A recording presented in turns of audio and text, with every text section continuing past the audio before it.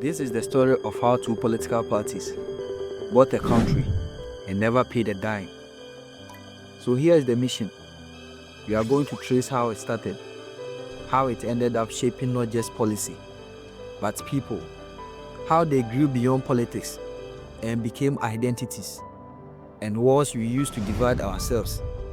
And remember, we are not here to talk about Ghana's independence or military coup struggles.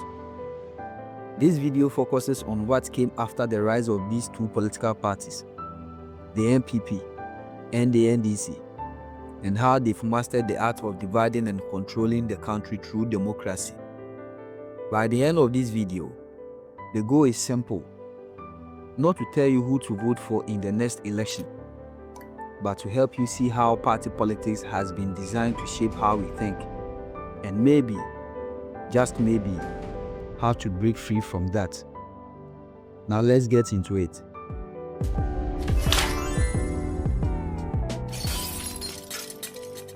Let's start with what I believe is the core of everything. The one thing that makes every other political strategy work like magic, and why people stay divided. The answer lies deep in something called the in-group versus out-group theory. Here's how it works. As humans, we naturally identify with groups. That is, family, tribe, religion, our football team, and even our hometowns. This gives us a sense of belonging, and that's your in-group. So anyone who doesn't belong to that group are classified as the out-group. Now, here's the twist. Once you identify strongly with a group, your brain starts favoring that group automatically. You start seeing your group as smarter, more honest, more deserving, and the other group as lazy, corrupt, and dangerous, even if you have zero evidence to prove it. And that's how politics works in Ghana. NPP supporters don't just believe in the party, they believe against the NDC. And NDC supporters don't just love their leaders, they hate anything NPP stands for. This changes politics from being seen as policy-driven to the sense of belonging and identity. And because your identity feels like it's tied to the party, anytime someone criticizes your party, you take it personally. You defend it like your life depends on it. You even excuse obvious failure because your brain is wired to protect your in-group. That's why you can have someone in a deprived community with no clean water, no jobs, no roads, but still proudly shouting party slogans and strongly defending their actions. It's not logic, it's loyalty, and it runs deep. Politicians understand this, so they make their campaigns emotional, not intellectual. They don't just promise better governance, they promise to protect you from them. The more divided we are, the more emotionally locked in we become. It doesn't matter if someone from the other party makes sense, you will reject it anyway, because they are the other side. This has been weaponized for votes. And the scary part, once this mindset sets in, it becomes very hard to break, because facts don't change feelings, and political loyalty in Ghana has become emotional inheritance.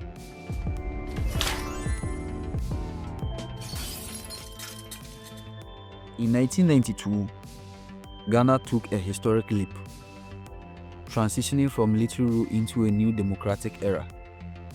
A fresh constitution was introduced, and for the first time in years, multi-party politics was back on the table. Out of this opening emerged two dominant forces, the National Democratic Congress and the New Patriotic Party. And while both were technically new, they were far from random. Each carried decades of political legacy, ideology, and deep emotional ties. The NDC was born directly out of the military regime of Jerry John Rawlings. After ruling as a military leader under the AFRC and the then PNDC, Rawlings rebranded his government in a political party to contest the new democratic elections. But this wasn't just a name change. The NDC embodied Rawlings's populist ideals, which was anti-corruption, pro-poor policies, and Nkrumahist thinking. It gained massive support from rural communities, public workers, and market women, people who felt head under Rawlings and saw him as their protector. The NPP, on the other hand, drew from the Dankwa Buzia Dombo tradition, political lineage that advocated liberal democracy, capitalism, and the rule of law. This group had been suppressed during military regimes, but in 1992, they returned, positioning the NPP as a party of economic freedom and constitutionalism. It quickly gained a base among professionals, lawyers, business people, academics, and had strong ethnic roots in the Ashanti and Eastern regions. But by the time of the 1992 elections, Ghana had more than just two parties. It had two competing identities. NDC represented continuity, populism, and Rawlings' legacy. The NPP stood for restoration, rule of law, and elite-driven reform. Let's talk about something nobody really wants to say out loud. In Ghana, your region almost decides your vote before you even do.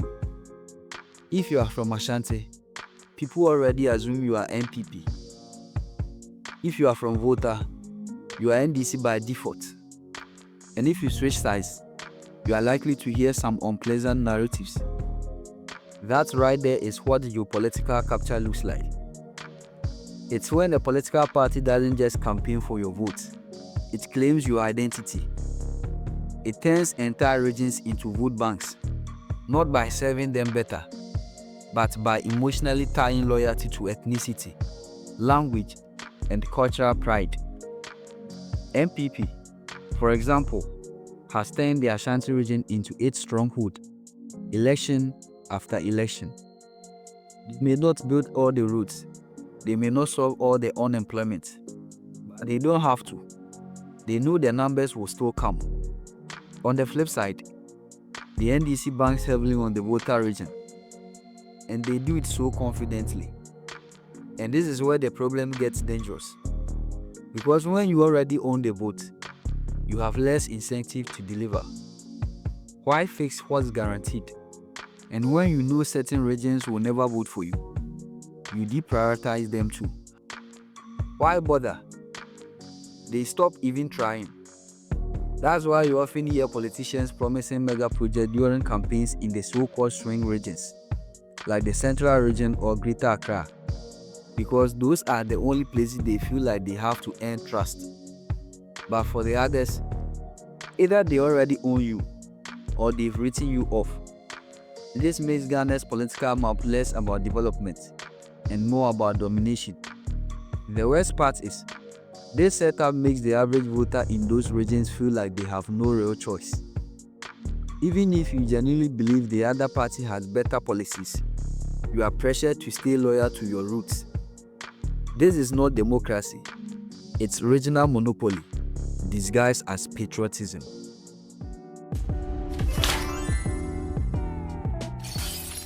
Now, once the emotional walls are built, once you've been boxed into us versus them, the next move is genius and very dangerous. They don't just campaign to the whole country anymore, but they micro-target. That means they study your specific fears, your hopes, your frustrations, and then they feed you exactly what you want to hear.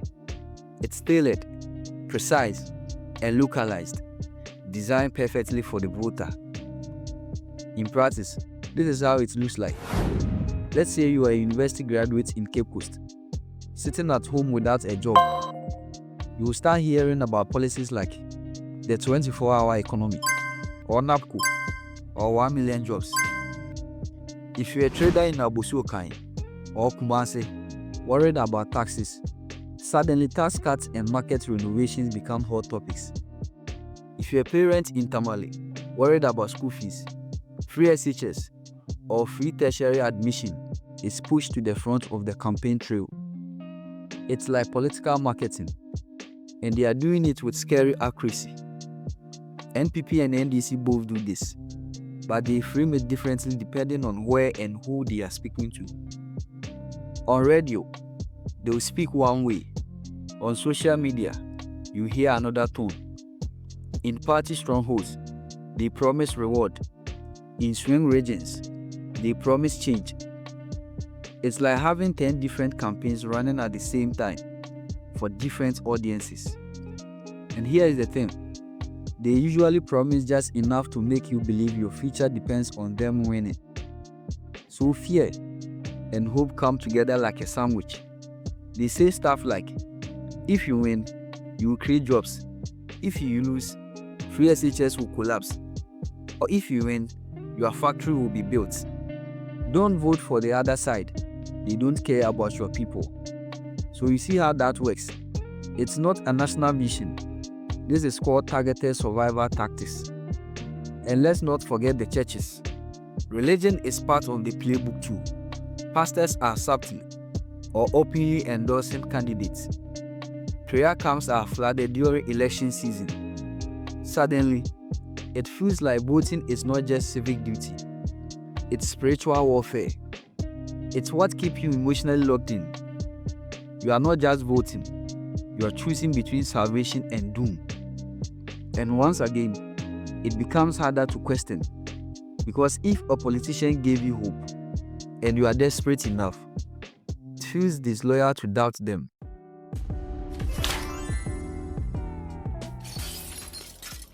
Alright, now let's talk about the money. Because after the division and after the emotional promises, there is one more layer that keeps the system tightly locked, and that is economic control. Here's how it works. When a political party wins power, they don't just govern, they reward. Loyalists get jobs, financiers get contracts, party communicators get appointed as PROs, advisors, or consultants on boards they barely understand. And if you are not in the party, you might just have to wait. Wait till your Messiah comes. This doesn't just breed corruption. It's also economic capture. It's the deliberate design of a system where your survival, your progress, and your basic income is tied to the success of a political party. Let's be real. In Ghana, government is the biggest employer. If you want to be a teacher, police officer, nurse, get a district contract, even the Loom-Line or YEA job, you better have connections, or at least be seen to support the party in power. That's not a conspiracy. It's everyday conversation. Think about it. How many people do you know who get a government contract or employment just after campaigning for a party? How many foot soldiers end up as head of politically created agencies like NADMO, or planting for food and jobs, DCs, or getting deals for doing the dirty work during the elections? It creates a dangerous culture where loyalty is paid for, not earned through merit, and where challenging your own party could mean losing your livelihood. This is obvious. You can't bite the hand that feeds you. For those on the other side, the party uses hope and fear again. You hear stuff like, when we come to power, we will sort you out. Stick with us, your time will come. This reward system doesn't just maintain loyalty, it kills dissent. It keeps smart, capable people silent because they are either waiting for their chance or afraid to lose what they have. The entire political ecosystem becomes a pyramid of favors, where real development is a side effect, not the goal. And this is not only at the top, it goes all the way down to the grassroots, where local party members are given jobs like distributing fertilizer, running youth employment models, or getting first dibs on government intervention programs. That's the structure. That's the game. So when you ask, why do people keep voting for parties that don't deliver? Sometimes, it's not because they believe, it's because they depend on them for their survival.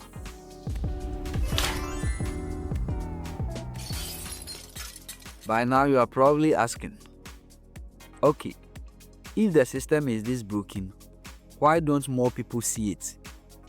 And the answer is simple. Because the people controlling the message are part of the system. In Ghana, media isn't just a platform, it's a tool, and a very powerful one. And both NPP and NDC know exactly how to use it. Let's start with ownership.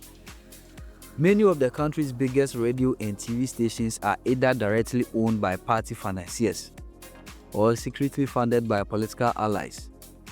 So while the platform might claim to be neutral, behind the scenes, there's a clear agenda. Editorial lines are quietly shaped by who is paying the bills, not what the people need to hear. Now add in the partisan commentators, the so-called serial callers, or party communicators, who dominate media shows. These guys aren't there to inform, they are there to spin. They show up with their rehearsed lines, half-truths, and emotional jabs, all designed to reinforce their size narratives, no matter the topic. And then comes the social media era, the new battlefield. On Facebook, Twitter, TikTok, and especially WhatsApp, fake news spread like wildfire. Political parties have entire digital teams creating content, forwarding edited videos, and designing emotional headlines just to manipulate the narrative. Sometimes it's a fake press release, sometimes it's a misquoted speech, and sometimes it's just a lie, wrapped in party colors and shared like the gospel truth. During election seasons, it gets even worse. You see leaked documents, fake voice notes, or manipulated photos meant to scare, divide, or stir outrage. And most times, people don't even bother verifying before forwarding. It's not because they are foolish. It's because the message fits a feeling they already have. That's what makes it so powerful. These parties understand that controlling the story is just as important as controlling the vote. And so, they invest in radio shows, hire bloggers, fund influencers, and even pay pastors to shape the conversation. And the goal is simple: control what people hear so you can control what they think, and then you can control how they vote. Meanwhile, the real journalists, the ones who dig deep, ask hard questions, or expose corruption, are often ignored, attacked, or labeled as anti-government or politically biased. And just like that, the truth gets buried under the noise.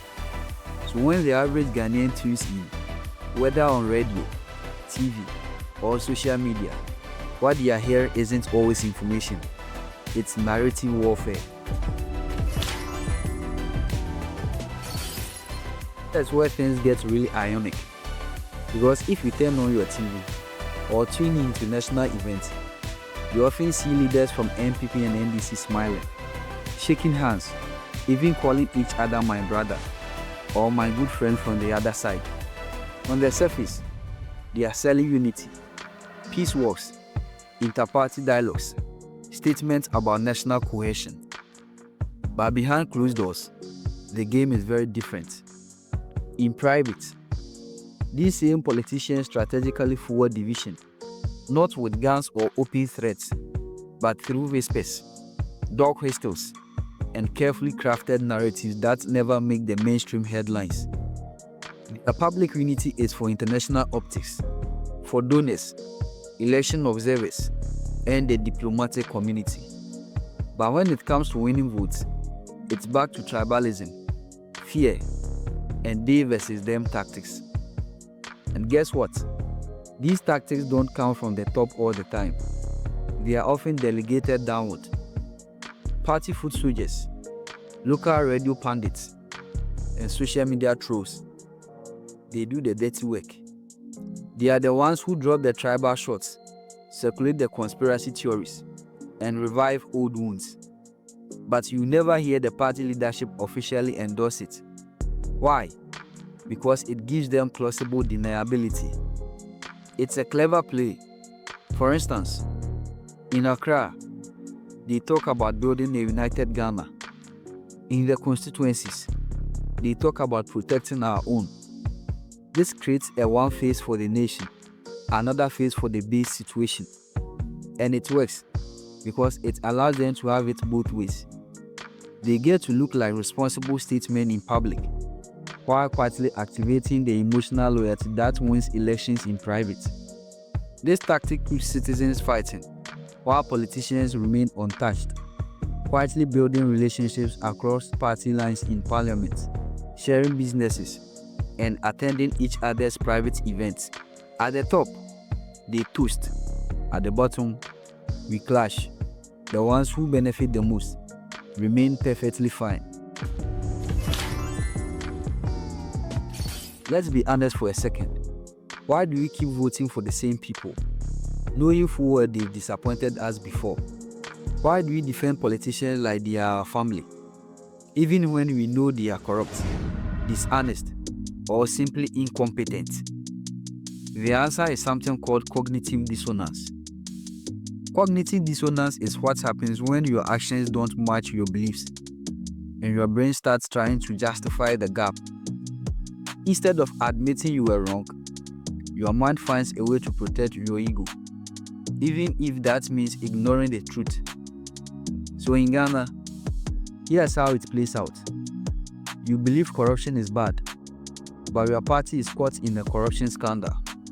Now you have a conflict in your brain. Do you condemn them and admit they failed? Or do you twist the story to protect your party identity? And most people choose the second option. They say things like, oh, they all do it, or at least the amount stolen is smaller, the other side is worse. Suddenly, it's not about corruption anymore. It's about loyalty and equalization. And this is why the division strategy works so well. Politicians know that once you've chosen a side, your brain will fight to keep you there, even if it means ignoring the obvious. Let me use just two examples for this. When the NDC was in power and Woyomi's 51 million judgment debt happened, the NPP supporters were loud and furious. Same with Galamsey. Under Mohammed's first tenure, it was a national disgrace, but under Akufo-Addo, it became a silent crisis, and each side justifies it, depending on who is wearing the crown. We turn every political conversation into a tribal war or divisional lines, and by doing that, we make it easy for politicians to keep dividing us. You see, division needs defenders. It only works when people are willing to fight each other over parties that barely fight for them. That's how politicians can fail, lie, and still get re-elected, because they've trained us to care more about callous than competence. Political polarization doesn't just change how people vote. It changes how a country thinks, how it functions, and ultimately, how it develops. When a nation is divided along rigid political lines, decision-making is not about logical reasoning, and that's exactly what's been happening in Ghana. Each new government treats power like a complete takeover. Our turn to rule, their turn to suffer.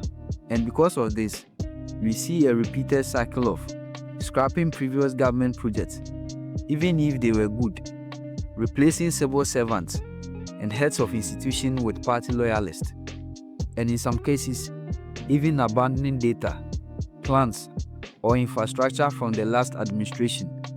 Take for instance, the many abandoned hospitals, roads, or school buildings scattered across the country.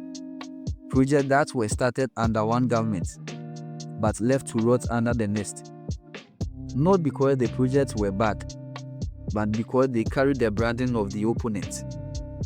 This is what is known as policy discontinuity, and it's one of the biggest killers of long-term development in Ghana. It sends a clear message. In Ghanaian politics, continuity loses to rivalry, but it gets worse. Polarization affects public accountability greatly. Instead of citizens demanding results from whoever is in power, they only criticize when the other side is in charge and defend blindly when their own party messes up. This culture of selective outrage creates a moral vacuum.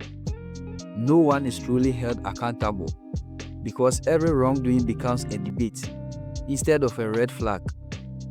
Polarization also trickles down to local governments. Some communities believe they are punished or ignored for voting the wrong way. Others are rewarded, not because they need the most help, but because they are politically loyal. And that creates resentment, a sense that nation's resources are being shared, not based on need or merit, but based on party colors or affiliation. Think about it. How can the country move forward if every 4 or 8 years it hits the reset button on everything? Not because of strategy, but because of spite. So while some might see political divisions as normal, Ghana's version of polarization is not just emotional, it's extremely destructive. It slows down progress, kills innovation, and turns national development into a partisan scoreboard. Because in the polarized system, success isn't measured by what's good, it's measured by what's bad for the other side. And until that changes, true development will always take a backseat to politics.